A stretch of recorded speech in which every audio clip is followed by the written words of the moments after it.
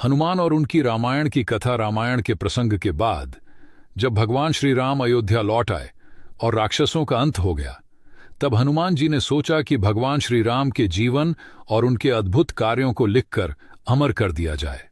अपनी भक्ति और प्रेम से प्रेरित होकर हनुमान जी ने हिमालय के पर्वतों पर जाकर पत्थरों पर अपनी रामायण लिखना शुरू किया।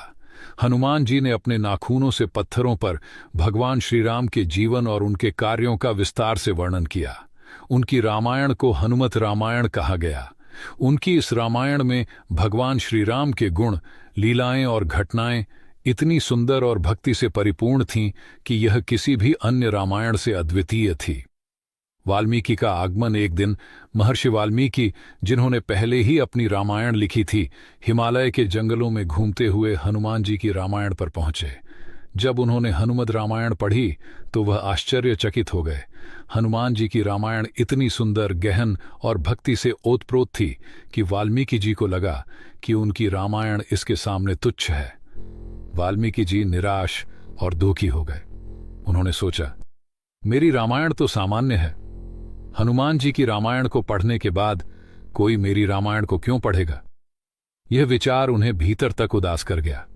हनुमान का विनम्र उत्तर। हनुमान जी ने वाल्मीकि जी की यह दशा देखी और तुरंत समझ गए कि उनकी भक्ति से प्रेरित रामायण ने अनजाने में वाल्मीकि जी को दुखी कर दिया है। हनुमान जी के हृदय में केवल भगवान श्री राम की सेवा और भक्ति का भाव था, न कि किसी प्रकार की प्रतिस्पर्धा। हनुमान जी ने तुरंत निर्णय लिया और अपनी रामायण के पत्थरों को उठाकर समुद्र में फेंक दिया। उन्होंने पूरी हनुमत रामायण नष्ट कर दी ताकि केवल वाल्मीकि जी की रामायण को महत्व मिले और वह जनमानस में प्रचलित हो।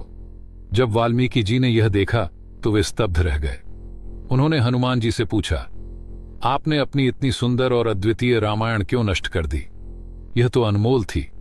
हनुमान जी ने विनम्रतापूर्वक उत्तर दिया, मेरी रामायण तो केवल भगवान श्री राम को प्रसन्न करने के लिए थी।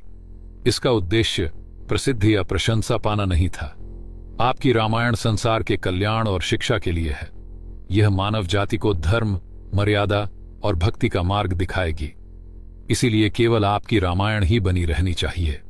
कथा का संदेश। हनुमान जी की यह कथा उनकी अद्भुत विनम्रता और भक्ति को दर्शाती है। उन्होंने अपने महान कार्य को भी केवल भगवान श्री राम की सेवा के लिए किया, न कि अपने यश या गौरव के लिए। यह कथा हमें सिखाती है कि सच्ची भक्ति और सेवा में अहंकार का कोई स्थान नहीं होता।